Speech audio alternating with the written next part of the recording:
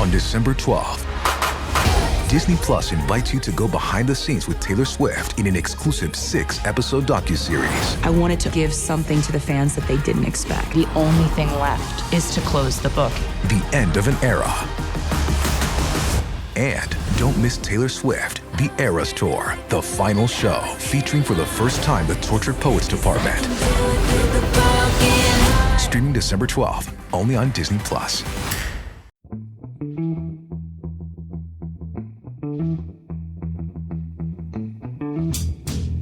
Hello and welcome to The Price of Football, the show that looks at the money behind the beautiful game with me, Kevin Day, and Liverpool University's Kieran Maguire, who's overcompensating by not being allowed to do the countdown anymore, by saying the word go several times and then huffily rattling his paper down the microphone. It's not like you, Kieran, that sort of childish petulance. It's me, that's my job. I'm the toddler on this show, not you. Yeah, sorry about that. I was overcome with a bit of Swiss toning. I don't know quite why. But I managed to pull myself out of it.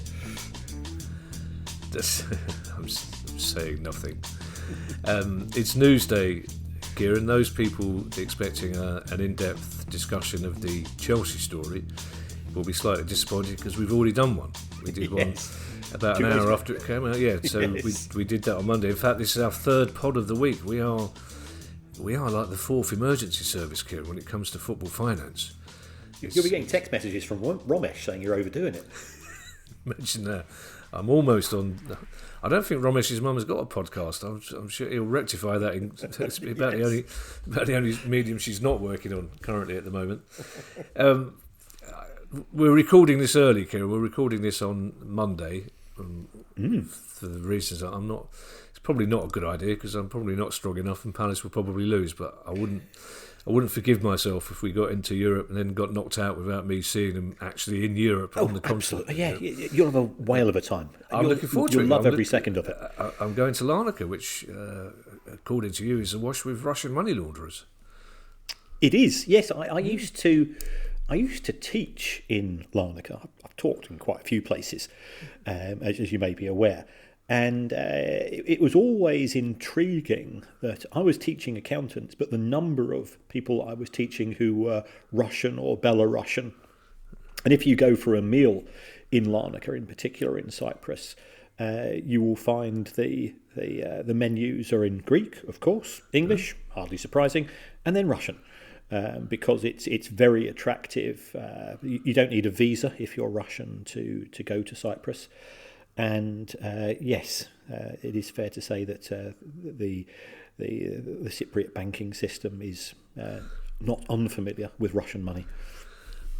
I'm hoping that the very fact that I have a loose connection with you is going to open some doors for me in Larnaca, Kieran. When we find a little bar down a side street that's got Russian name in it, and they say you can't come in, I say I'm a friend of Maguire, and they say, oh, okay. Then there'll be another bar that says you need to know Swiss Ramble before you get into this bar. Exactly. Yes. Now, obviously the Chelsea story dominated the news this week, and the potential implications for the Man City story. I did think of phoning the Premier League to say if they could hold that off for 3 or 4 days, if they could not announce the Man City story, because I don't think I'll get a signal in Larnaca if we have to do another emergency. Our Chelsea pod was 35 minutes long. Imagine how long our Man City special is going to be. But obviously, the world of football finance never stops. There are some stories. The first one is an interesting one, Kieran, because we've talked about Sheffield Wednesday on virtually every pod for the last 2 years, and now we're talking about them in a sort of oblique way, because if there are other club fans and club owners thinking, well, they're the only club it's going to happen to, the owner of Gillingham has other ideas. That's right. So this is Brad Gallinson who acquired Gillingham just over a year ago. He's a relatively new owner, and he's finding his feet. And like many new owners of football club, it's along the lines of, you told me it was a nuts industry. You told me it loses money hand over fist. You didn't really sell me how many hands and how many fists it was going to cost me. He's said that a large number of EFL clubs are no more than 7 days away from undertaking the same fate as Sheffield Wednesday. And he's completely right. Earlier today, and now we're recording this on Monday, earlier today, Wycombe Wanderers Football Club, who are a solid community, historically fairly conservatively run football club, they announced losses of £9.8 million in the third tier of English football. That's £185,000 a week, and this is for a club that doesn't go crazy in the main. And the thing which concerns me most of all is I've just said that, and you've not raised an eyebrow. You've not, because it's a bit like sort of the immunity that we acquired during COVID. Because we all remember crowding around the television at 6 o'clock at night, and Clive Mowry or Fiona Bruce would say, "Oh, we just had the first confirmed death from COVID." We all going, "Oh my God!" And then it went up, and then we just go, "Oh right, it's." And so many people tragically have lost their lives to this condition, and it just became a non-issue, and that is what we now have in the world of football, where the extent of the losses is forever growing, and I've noticed a surge in losses in League One in particular over the course of the last 2 to 3 years, even though there are cost control rules. Like those cost control rules are quite easy to circumvent as well. And we have owners, especially new owners, coming in, say, well, okay, spend a few extra million, provided I put the money in, that's fine. But what happens, if your circumstances change, in terms of could be that the business that you have as an owner fails. What happens if you've got a business which is connected to what's happening in the Middle East at present? And you've been relying on that as a cash flow, and that cash flow has dried up. You can no longer subsidise the football club. I'm fully aware of. I was contacted earlier this month by a journalist who I trust. He said, "Have you heard anything about Club X?" I said, "Not recently, not in the last 2 or 3 months." He says, "I'm picking up vibes that they might struggle to pay the wages this month." And I'm going, that I can understand why, because the club is running at a loss, and if you're running at a loss, you need somebody to plug those losses, and we assume that that's going to be the owner. And when the owner gets that phone call or that WhatsApp message from the chief executive who says, "Right, we're 600 grand down this month. Can you just go and transfer that money across, as you have done for the last 10 months?" What happens if this is month 11 when, for whatever reason, it could be, but global business circumstances, could be you wake up and you're in a bad mood and you go, why am I doing this? And that is the precarious nature of modern day football and the modern day finances of the game, and this is perhaps one of the reasons why we have the independent regulator. But my concern is, can the regulator introduce sanity into an insane industry? Henning Vane, the very funny yet spectacularly inappropriate at times German comedian, who's also an expert on German football. He used to be a journalist on Süddeutsche Zeitung. When he first came to this country, he had a job at Wycombe Wanderers FC. Oh. In some kind of PR role, which I think went quite badly wrong, quite clearly. But he tells his brilliant story, because he thought, obviously, he's come over, he's in the country for the first time, he's working for this football club, and he learnt all about their history, and he decided, of course, he had to go to away games. And on the very first away game, he settled himself down at the back of the coach with about 14 tins of lager, only to be told that drinking was not allowed on coaches to away games, which infuriated him, because he just said, "What's the point? What am I going to do?" And this whole trip to Orient, which is, of course, in Germany, that's the one thing they do, which I approve of, because you don't have to talk to people then, because you can't see their faces at the bottom of a tin. Just in terms of what the new owner of Gillingham had to say, we talk a lot about due diligence by the EFL by the Premier League. We talk about the owners and directors test.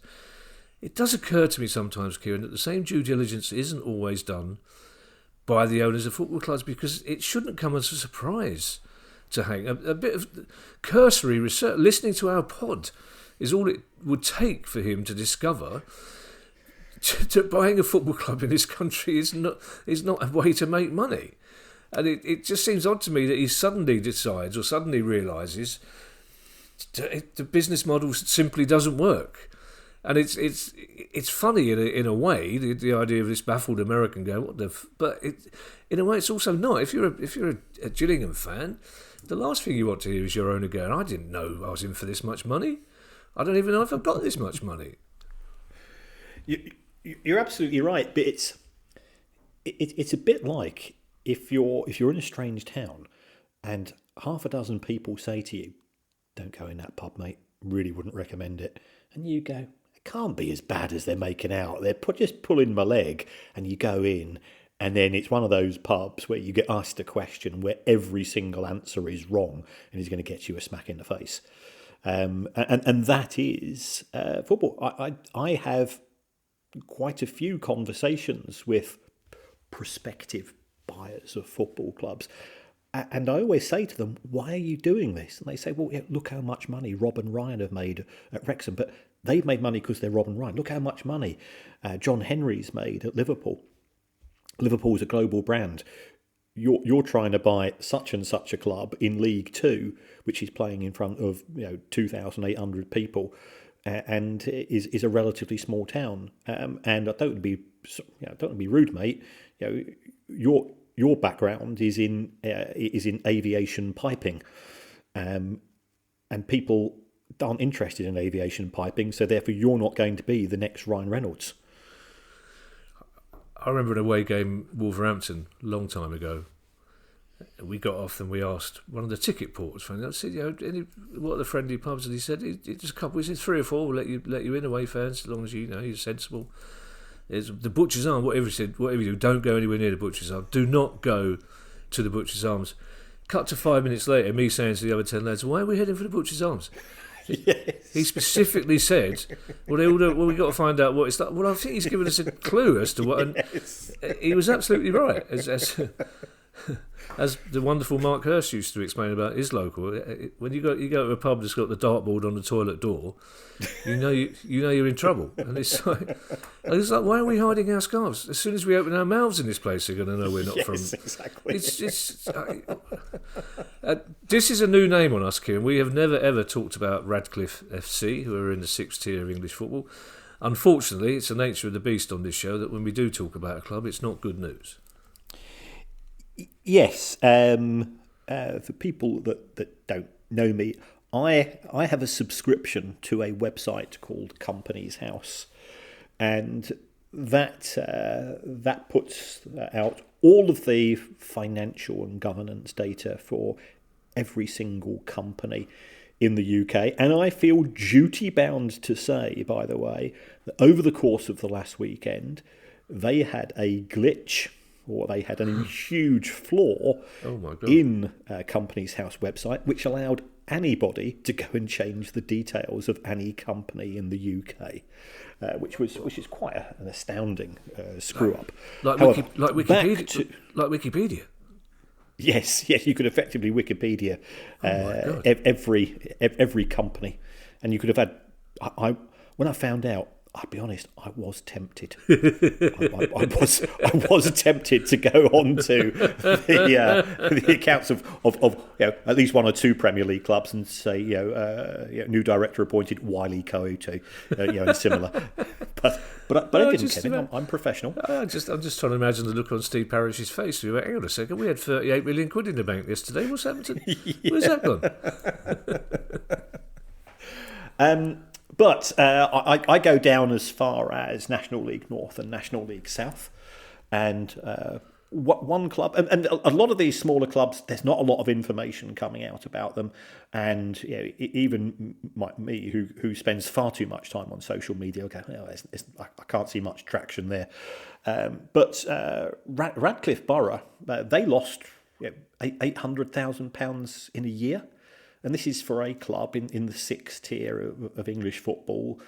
And we've just been talking about Brad Gullinson's comments in terms of clubs in the EFL. Well, this is 2 tiers below the EFL, and it's still losing over 15 grand a week, and that's scary because you're reliant upon new owners. Now, they historically they were allowing Bury FC to play on their pitch, so they were picking up a bit of rental. That disappeared when Bury sort of relocated to back to Gig Lane.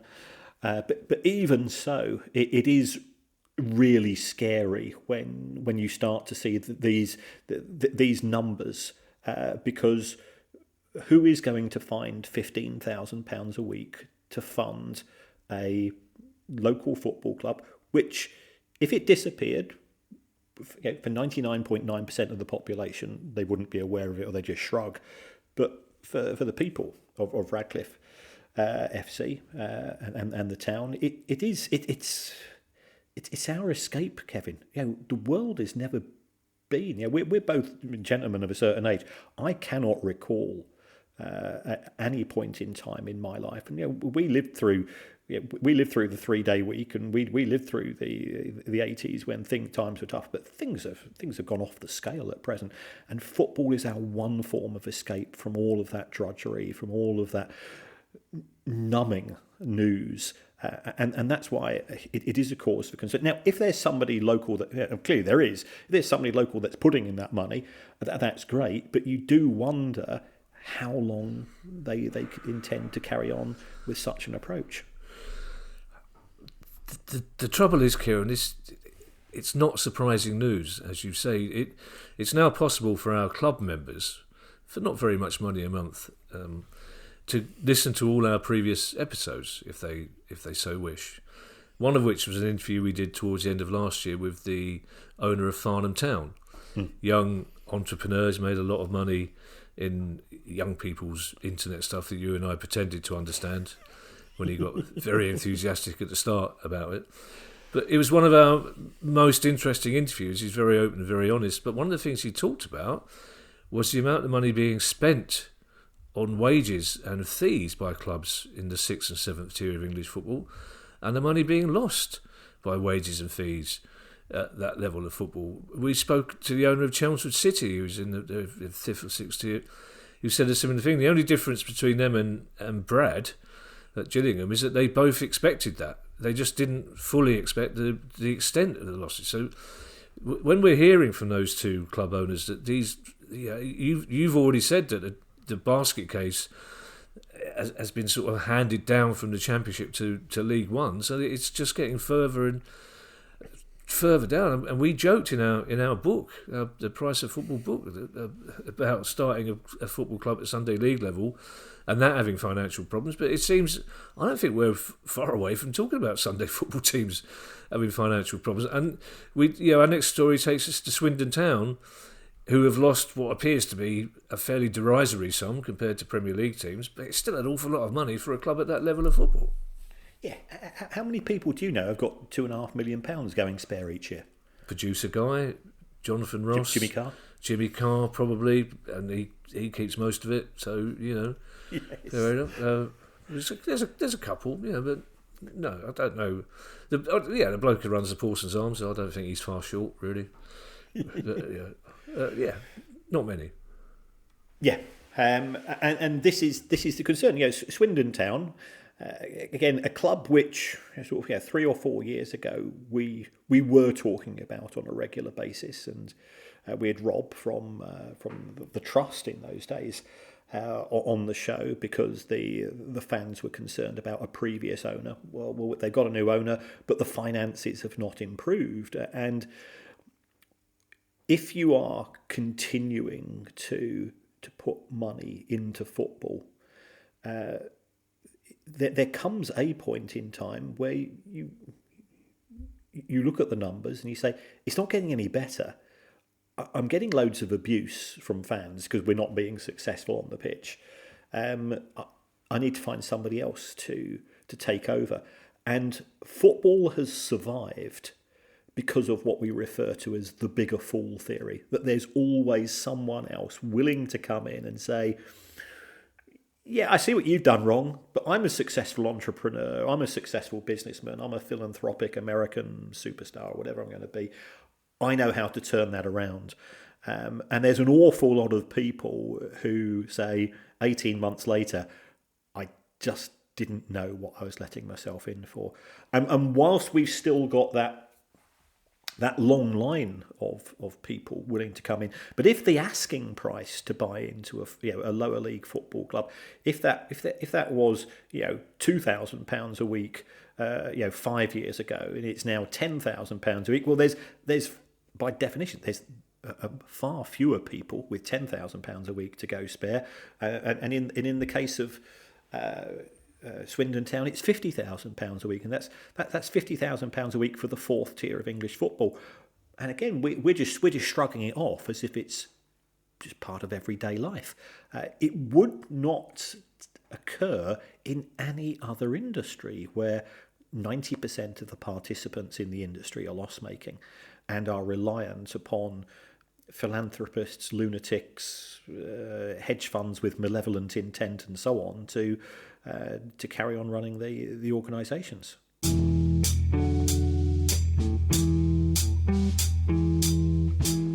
You didn't start a business just to keep the lights on. You're here to sell more today than yesterday. You're here to win. Lucky for you, Shopify built the best converting checkout on the planet. Like the just one tapping, ridiculously fast acting, sky-high sales stacking, champion of checkouts. That's the good stuff right there. So if your business is in it to win it, win with Shopify. Start your free trial today at shopify.com/win. Refreshing Wild Cherry Cola meets smooth cream. The treat you deserve. Pepsi Wild Cherry and Cream. Treat yourself.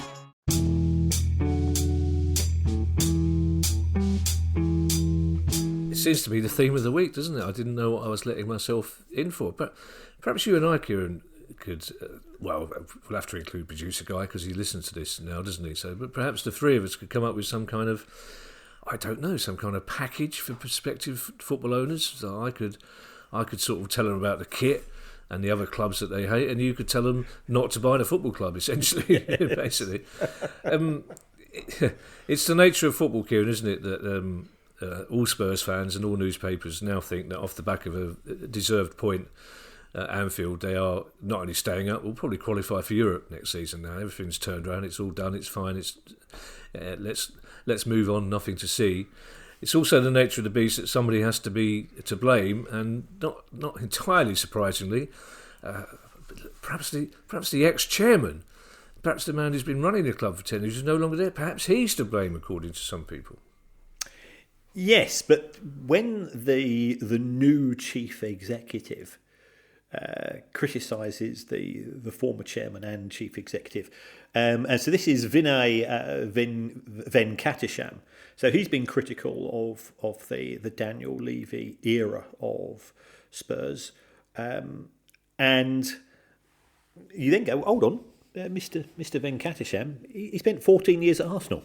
So he's probably not going to be very positive in his comments about. That one goes. Oh, that seems a little bit strange.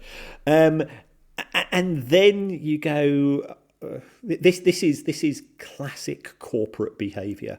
When new owners come in, they lift the lid, or they claim to lift the lid, and go, "Oh, I wouldn't believe what the old people are up to." It's exactly the same in politics. Yeah. Oh, yeah, we were promised. We were. Yeah, when you elected us, we promised, or every single person, that you were going to have a gold-plated car. But we've just discovered that those bunch of ratbags who were running the country, this appears to be the case. So he's been critical of Daniel Levy, and he said that there wasn't enough focus on on-field activities. I'll be honest, Spurs spent an awful lot of money on players. They spent in terms of player signings. They spent an awful lot of money on wages. Admittedly, the wages weren't as high as the other members of the the big six, or the so-called big six. I'm not denying that at all. But then he started coming out with stuff to say, oh, and by the way, a bit of bad news, guys. Don't think we can spend very much money this summer because of PSR. And I'm going, that is complete garbage. Oh, we've lost money over in recent years. And I say, yeah, Spurs have lost money in recent years. But part of the reason for that is the huge investment in infrastructure. Now, Spurs have got a £70 million a year infrastructure cost going through their accounts. So yes, they've lost money, but PSR was assessed over 3 years. Well, if that's the case, then you add back £210 million into your PSR calculations. The Spurs Academy, that's probably another £15 to £20 million. You add that back, and now we're at 270. So I think it's in my view, I absolutely understand why he said these things, and it is classic behaviour of a new chief executive to slag off the old one. But as soon as you start to do a financial analysis, Spurs' issue is not that they've not spent money, it's that they've not spent money well. If he says, well, we're not going to spend money, full stop, and if the worst happens to Spurs this season, then that could be, of course, be the case. Then I just think that was a little bit naughty. Daniel Levy's leaving of Spurs, and the fact that there's been no uptick in terms of their on-field performance might suggest that the problems at individual football clubs go deeper than one person. And it's exactly the same when it comes to fans getting up in arms and wanting managers sacked. They are complex beasts, and complex beasts need complex solutions. Well, Spurs fans are now going through the same process we Palace fans went through when Ron Nodes went. It's like, thank God he's gone, that cheapskate. We're never going to go anywhere with that cheapskate in charge of the club. Then cut to 2 years, 2 owners, and Terry Venables later. And the bailiffs, the members of staff that are left, are having to beg the bailiffs to leave the last laptop so they can pay the wages of the few players that are left. And you think, actually, Nodes was all right. We were fine when Ron Nodes was here.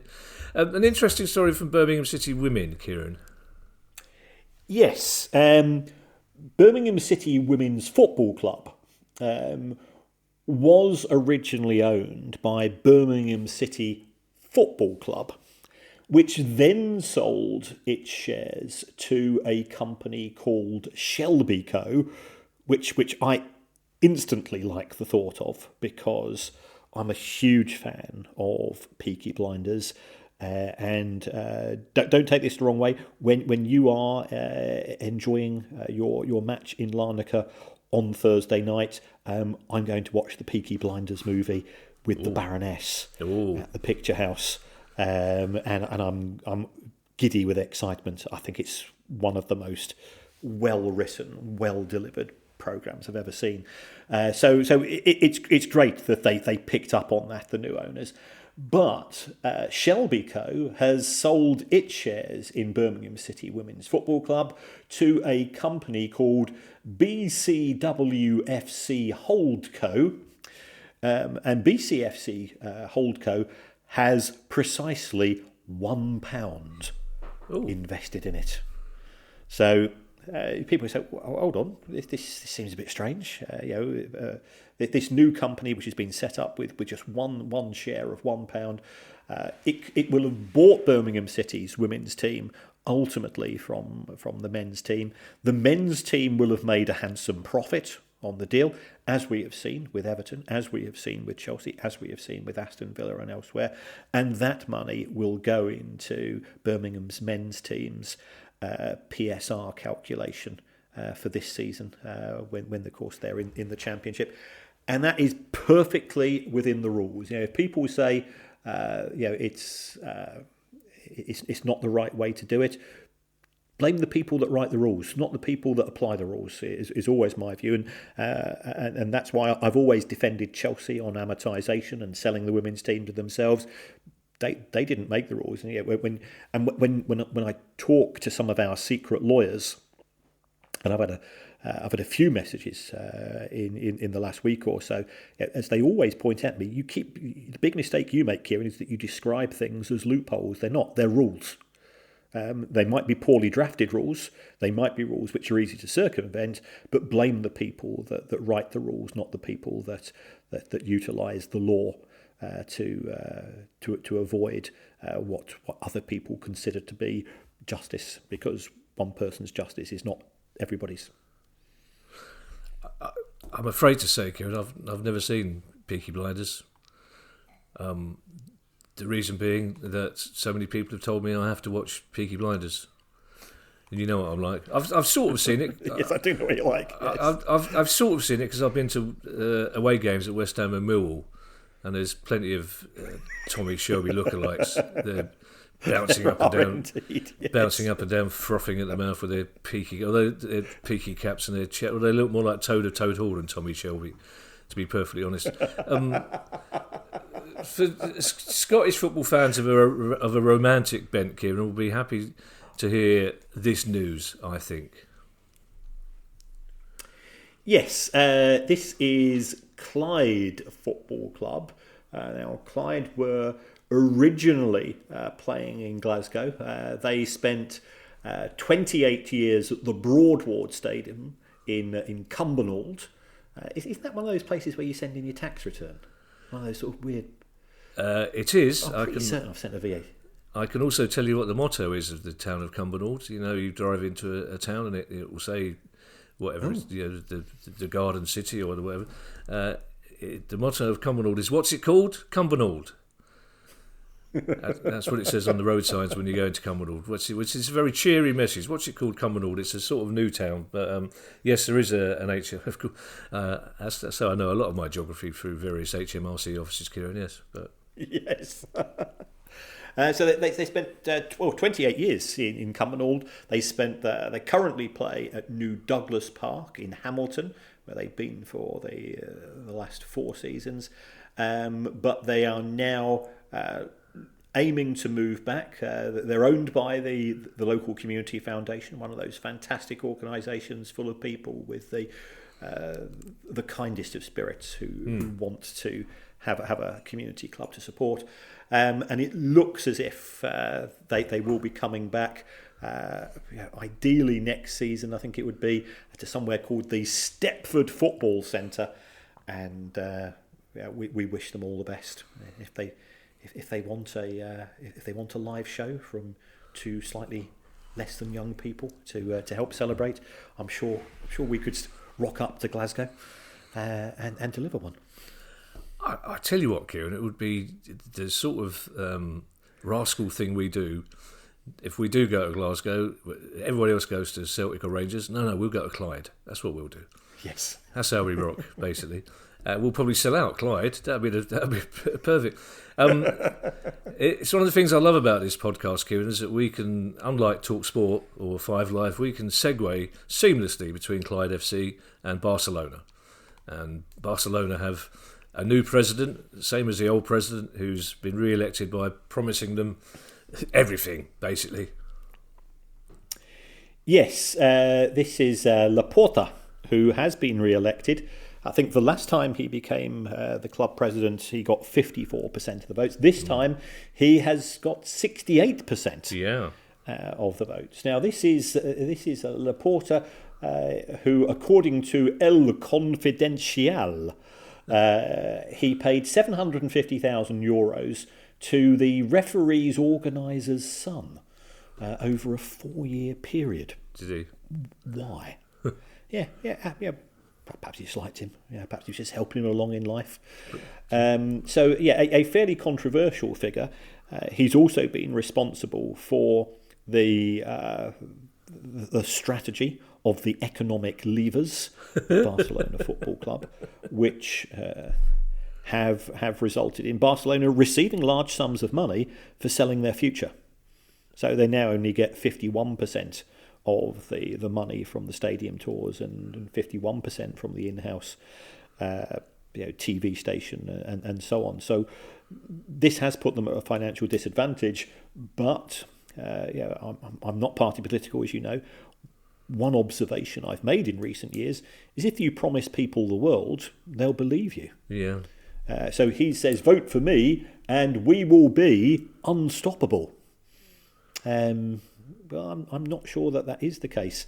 The delivery of the new camp, or the newer camp, should we say, as far as the stadium is concerned, has been fraught with complications, and the intention of playing to this vast amphitheatre.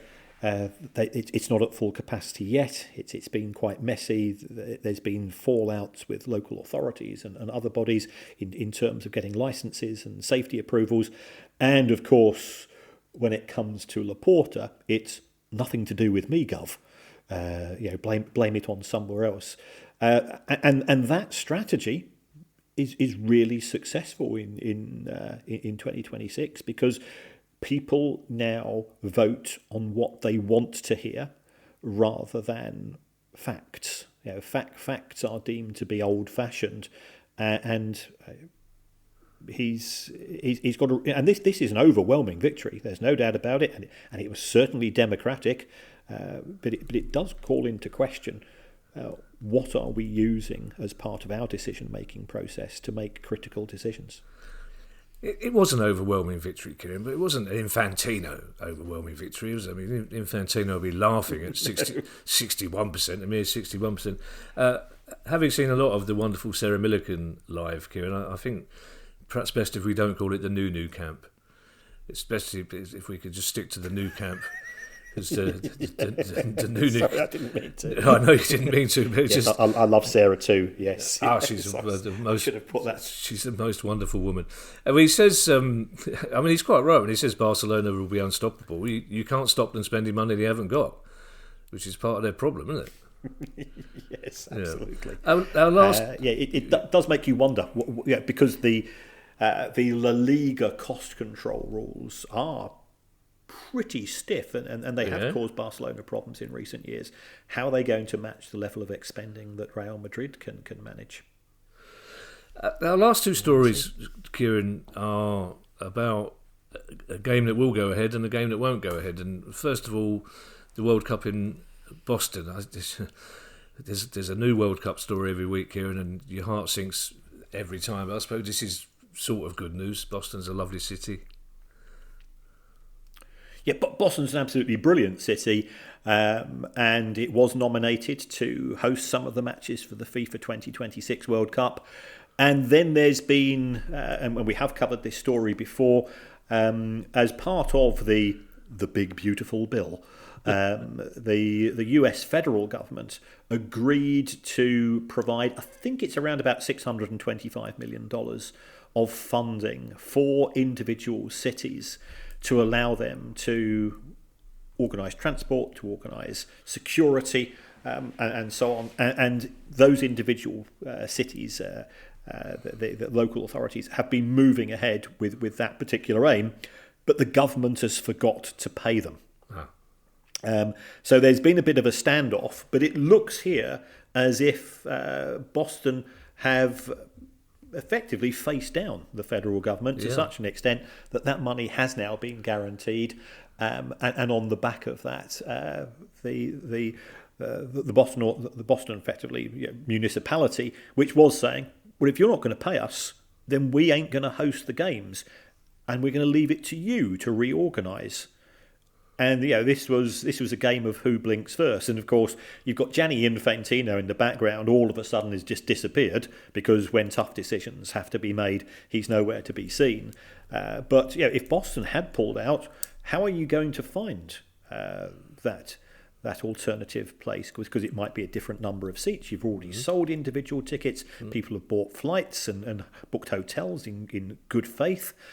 So whilst FIFA haven't taken a stand here, I think they've been put in a really awkward position. And if there have been any lines of communication between FIFA and the federal government, I suspect they've been along the lines. Actually, we'd probably quite like matches to take place in Boston because we've sold all these tickets and they all say Boston on them, and it would look a bit daft if you start shifting things around. And the threats which came from President Trump around about 6 months ago, and I appreciate that the political discourse in America changes by the hour. He originally said that some cities, it wouldn't be safe for matches to be held. That particular threat appears to have dissipated. So, it's good news for everybody planning to go to Boston, A, to see the World Cup, which will still be, I suspect will be an amazing occasion, and B, just to see Boston. It's a great city. Just thinking about that poor sod of a Barcelona fan last week who turned up at St James's Park in Exeter. Yes. I missed that. I just think during the World Cup, 3 bemused Americans turning up in Lincolnshire, wondering where the stadium was in Boston. This last story, Kieran, I'm going to be honest with you. This is a new word on me. The word finalissima is a word I've not come across before. It has a vague ring of something a middle-aged man, not me, might try and buy in Ann Summers for his partner, only to be told that that's a present for you. It's not a present for me. I don't know what the finalissima is, but it's been cancelled. It's off. It's gone.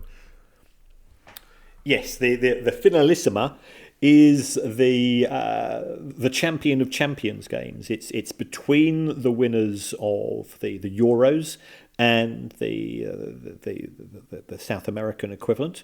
So therefore, it was due to take place between Argentina and Spain.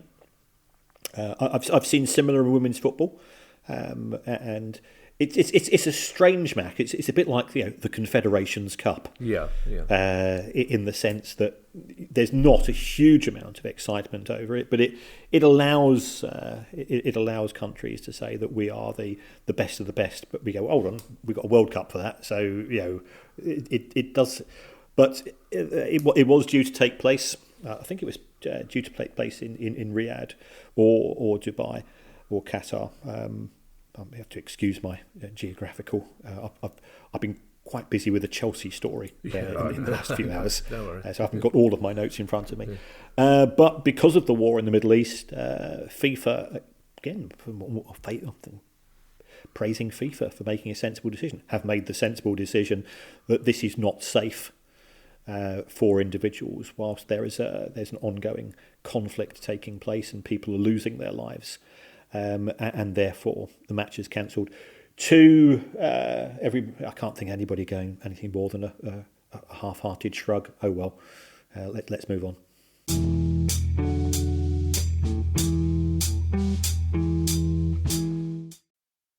This episode is brought to you by Indeed. Stop waiting around for the perfect candidate. Instead, use Indeed sponsored jobs to find the right people with the right skills fast. It's a simple way to make sure your listing is the first candidates see. According to Indeed data, sponsored jobs have 4 times more applicants than non-sponsored jobs. So go build your dream team today with Indeed. Get a $75 sponsored job credit at Indeed.com/podcast. Terms and conditions apply. This episode is brought to you by Cologuard. Do you know what's really scary? Not screening for colon cancer when you turn 45. The Cologuard test is non-invasive, requires no special prep or time off work, and ships right to your door. In just 3 simple steps, Cologuard takes the scare out of colon cancer screening. If you're 45 or older and at average risk, ask your healthcare provider about the Cologuard test. Cologuard is available by prescription only. Learn more or request a prescription today at Cologuard.com/screen.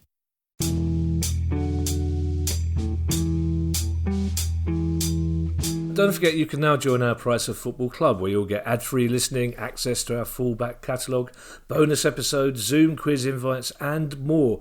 Just go to priceoffootball.com and click on Join the Club to sign up today. If you have a question you'd like answered on the show, email us at questions@priceoffootball.com. Don't forget you can follow us on Twitter, you can find us on YouTube, and if you want to buy one of our books or even a Price of Football t-shirt, take yourself back to that very same website, priceoffootball.com. I need to reorder that one day, Kieran. It doesn't make any sense. Every time I say it, I think I should get all the Price of Footballs out of the way, but never mind, fine. It's all good.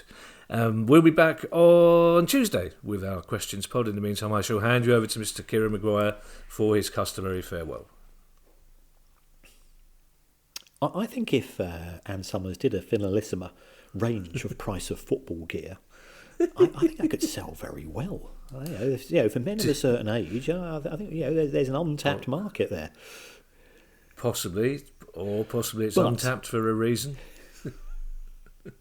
Yes. At our age, we don't get many taps. Full stop, do we? Very well. It's if, 3 o'clock in the morning. I wish it was tapped. It's just anyway. Yeah, just an insight into the middle-aged man that our listeners don't need, Kieran. You know. Yes, absolutely. Thank you as always for interacting with the show and to all the club members, and we're looking forward to meeting up with you soon. If you want to support the show in another way, you can achieve that. And all you have to do is give up 30 seconds of your time, and not going to cost you any money. Just give us a little review, helps us with the charts, helps us with algorithms, helps us when producer guys trying to book guests on the show and so on. Doesn't matter what you say. And even if you said you'd rather have the show presented by Wile E. Coyote and the truly wonderful Sarah Millican, we wouldn't mind, Kevin and I. I think I know whose money I would have on to be the most successful element of that show, but we'd have to wait and see. You have to feel for Wile E. Coyote, really. I mean, apart from the fact he can come back from the dead on a regular basis, it just... Yes. That poor sod's battle with gravity. I would listen just for Sarah Millican, basically. Just, I'm not sure. Love it to bits. I'm not sure what Wile E. Coyote's view on bad language is, but that would open. He'd be, in fact, you'd need the meat button just to Yes, you would. So actually, that'd be quite a good booking. He'd be quite handy for Sarah Millican on our pod. Bye, everybody. Bye. The price of football.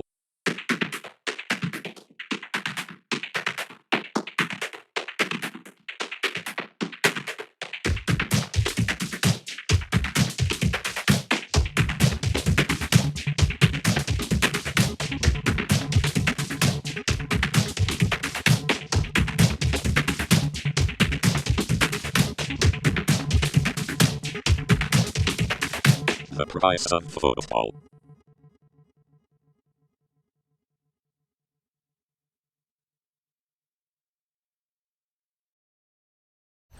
Been out here all morning.